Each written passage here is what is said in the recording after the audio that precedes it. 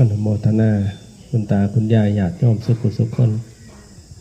วันนี้วันพระอีกวาระหนึ่งวันพระอีกมือสองมือเดี๋ยวก็ตุดสงกรานต์เสาร์ของวันที่15วันที่15ตอนเสาร์ทำบุญรวมญาติวันที่15ตอนเสาร์สงดูกสงเหนืองหมู่เฮาคันจิตาเตรียมหยังไหวก็ตาเตรียมแต่เดี๋ยวนี้หาหยังไหวมีศาสตร์มีหมอนมีหยังเครื่องบางสกุลคันเฮาได้ไปหลานค้าไปตลาดไปหยังก็หาเบิ่งไว้บางเทื่อกันอยู่นี่ก็สิมีแต่หมอนนะเครื่องสังฆทานที่เฮาอยากเฮ็ดเนี่ยเป็นพวกแฟบสบู่อีหยังก็บ่ต้องไปเอาตัวแบบเป็นคุอย่าไปเอาแต่เอามาห่อเอาเองสื่อแฟบสื่อสบู่สื่อหยังมาเมียนให้ห่อเอาเองคันบ่ห่อเองก็สื่อใส่เข่งเลย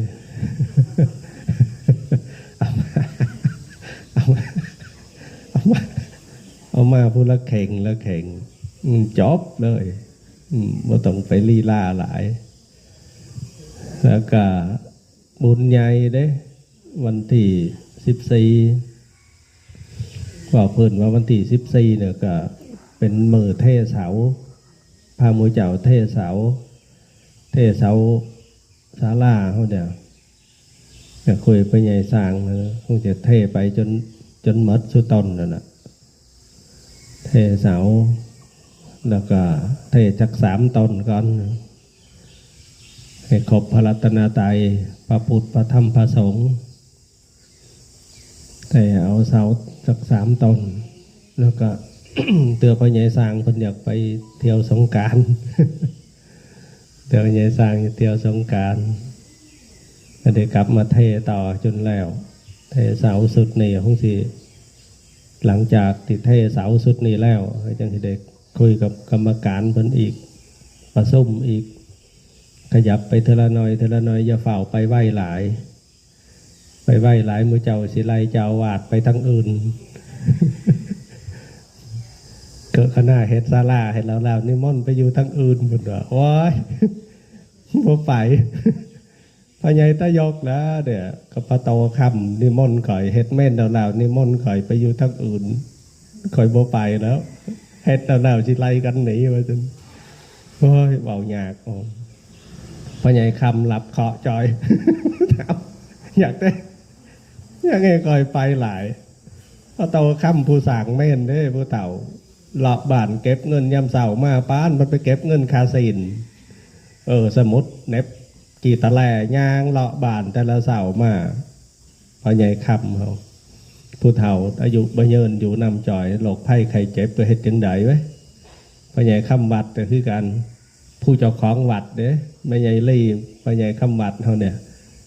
สุนี่เนี่ยนำตระกูลเพิ่นเนี่ยเพิ่นเป็นผู้สร้างวัดผู้เป็นขอวัดนะมันเป็นซื้อเพิ่นนะเพิ่นเนี่ยถือว่าเป็นเจ้าของวัดผู้ประทับแบบเนี่ยพญายนอกไม่ใหญ่นางเขาเนี่ยพญายนอกกระยานแต่บ่ได้ไปขายทานข่อยเลยเห็นบอก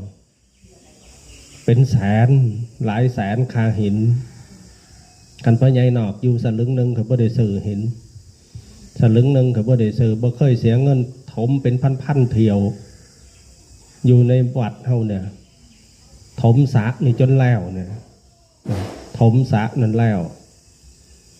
บ่ได้เสียเงินเพราะหาเมิน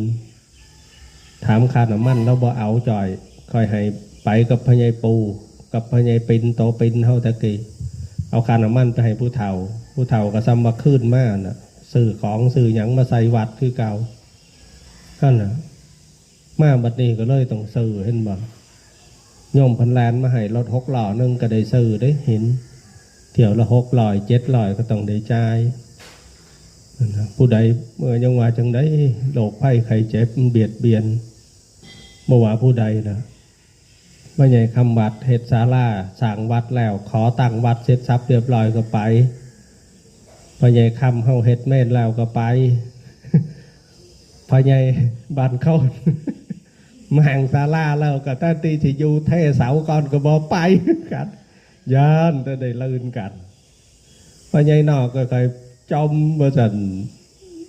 กระสันใสมันจะเป็นหนังสือมันจะเต็มไปเลยเนี่ยหินเนี่ยมันจะเต็มหนีเลยพุ่นไปหอดกำแพงมันจะเป็นลายเดียวกันหมดเลย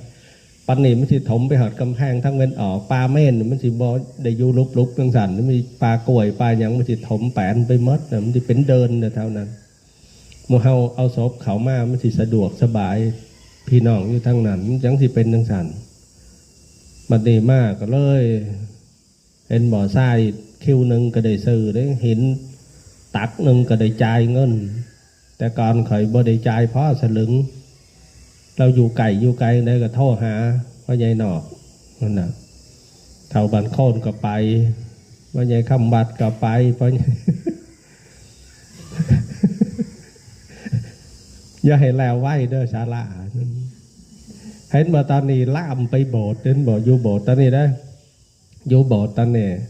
เทพื้นเทหยังแล้วก็ปูกระเบื้องขยายอาจสง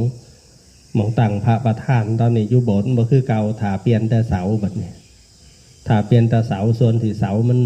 มันผุนะเสามันผุแต่ว่าเสาในมันบ่ผุเด้นะถ้าเบิ่งอยู่โบสถ์ตอนนี้นะสั่งของเขาให้เพิ่นจัดการสร้างเพิ่นให้จักมาแต่ใสเขาก็บ่ฮู้ดอกสร้างก็เลยบ่ได้คุยกันเพิ่นอยากเฮ็ดให้เพิ่นเฮ็ดไปเฮ็ดติเหรอ พุ่นแล้วน้ำท่วมล้างเป็ดพุ่นได้จะมาถามด้วยราคาแห้งก็เลยอย่าถามราคาแห้งน้ำท่วมล้างเป็ดพุ่นนะอยู่โบสถ์ก็สร้างของสร้างหยังให้เพิ่นเทพื้นไม้แล้วก็ขยายอาจสงออกอีกก็เป็นตะเบิงขึ้นว่าเกาติดหินกาบติดกระเบื้องรอบด้านเฮ็ดเอาแต่บ้านเด็กขอแค่สิขอวิสุงข้ามซีมาบ้านเด็กขอตอนนี้ก็ยังอยู่ในส่วนของเรื่องของทั้งวัดเขาอยู่เรื่องของทั้งวัดเขาบ้านเด็กเรียบร้อยเรื่องของข่อยก็ดีบ้านท่านเด็กเรียบร้อยบุญพาวาสนาทรงการดูแลปกครองคณะสงฆ์ต่อไปมันก็จะเป็นตำบลเขตหนึ่งเขตสองไปเจ้าคณะตำบลก็จะมีสองเจ้าคณะตำบลเขินเขาก็เป็นไปตามเหตุตามปัจจัยสมควรแก่เวลาที่มันเป็นมากอะให้เบิ่งกันเอาหมู่เฮาคือกันในชุมชนเฮาเนี่ยอันนี้ศาลาของมันไปก็ไปตามเหตุตามปัจจัยมันอะตามปัจจัยตามเงินตามท่องที่เฮามีหลายเฮาก็ได้เฮ็ดไปหลายมีหน่อยก็เฮ็ดไปหน่อยมีหลายเฮาก็เฮ็ดไปหลายมีหน่อยก็เฮ็ดไปหน่อยสุดนี่เฮาก็ได้ขึ้นเสาได้เทเสาไปแล้วก็ได้เบิ่งในส่วนของเครื่องมันน่ะใส่เครื่องใส่หยังทั้งเป็นเครื่องเป็นหยังทั้งได้เบิ่งบัดนี้เป็นรูปเป็นร่างกันเอาสิหยุดพักก็หยุดพักคันบ่หยุดพักก็คือบุญพาวาสนาทรงอีกเด้มีเทวดาใจดีแนมเห็นก็เจ้าหายจักหาล้านนั่นสิพามูเจ้าต่ออีกเด้ถูกแลกได้หาล้านมันเป็นอย่างนี้เปล่าเนี่ยกันว่าตื่นก็บ่ได้ไฟเสียใหม่กันว่าตื่นก็นั่งแนมทางกันนี่เก่าหาล้านก็ได้ต่อไปอีกจบเลยบัดนี้ทางเทพื้นเทยังจบบัดนี้มูเจ้าก็ไล่เจ้าวาดทิมบัดนี้ ไปอยู่ทางอื่นนี่ม่อนอยู่ทางอื่นว่าแต่ว่าก็เลยมันบ่แล้วไหวก็ให้มันอยู่หันแหละอันนี้ส่วนของวันที่14วันที่14กับพาเทเสาก็ประมาณ9 โมงโดยประมาณ8 โมงโก้นี่แหละให้เขาพร้อมกันแล้วกันเนี่ยมู่เจ้าก็พร้อมแต่เสาเมื่อเขามาแต่เสาใหญ่นางก็มาไม่ใหญ่นางเจ้าภาพเสาเนี่ยเจ้าภาพเสาเอกเสาโทเจ้าภาพเสาเอกก็สิแม่นข่อยแล้วคือเทอยู่ผู้เดียวมู่เจ้าเทเป็นโมขนาดนั้นรัดบไดมาได้ยากเป็นบไดมาแต่เราบไดมาก็คือข่อยเลยเทเองเกย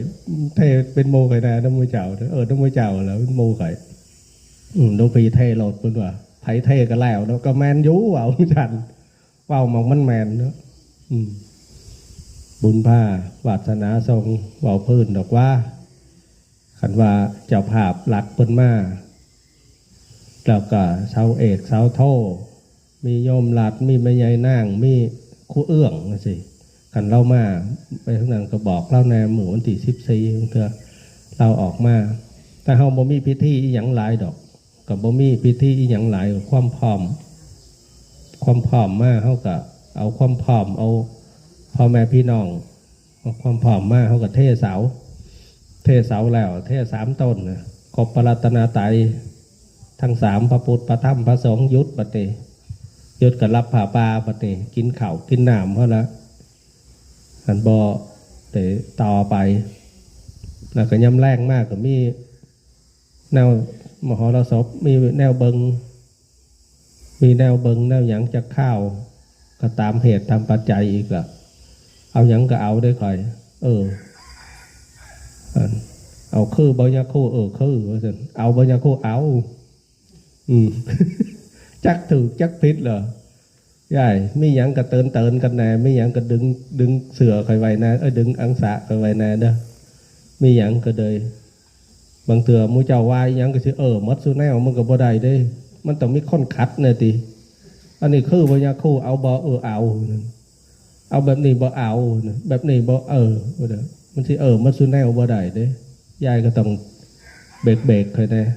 อันนั้นบางเถื่อค่อยผู้เดียวมูเจ้าหลายคนอันนี้บอกสู่ฟังส่วนของงานวัดงานว่าเฮาก็วันที่14มีผ้าป่าอย่างผ้าป่าเฮาก็ต้นผ้าป่าแม้บ่สะดวกที่จะถวายเฮาเฮ็ดเป็นต้นเป็นหยังผ้าลูกผ้าล้านเฮ็ดในวันที่14น่ะเฮ็ดเอาย่ำเช้าเนี่ยเฮามาเทเสาเทเสาเสร็จสับเรียบร้อยกินข้าวง่ายเฮาก็กลับไปเอาต้นผ้าป่าออกมาถวายผ้าป่าในช่วงค่ำก็ได้บ่ถวายผ้าป่าบ่สะดวกในช่วงค่ำเฮาก็ถวายวันที่15เฮาทำบุญรวมญาติเอาออกมานั่นน่ะบ่ได้กำหนดกะเกณฑ์อีหยังน่ะวันที่15มันก็แล้วล่ะเสาร์วันที่15แค่มีทำบุญรวมญาติเฮ็ดคือเก่าล่ะผมว่าเฮาเฮ็ดคือเก่าสงดูเอากระดูกพระแม่เฮามาสงดูสงหยังหลังถาดหลังหยังสงกระดูกคือเก่าผู้สะดวกก็ทำความเข้าใจไว้กับพ่อกับแม่กับญาติโยมสุขคนเนอะอนุโมทนา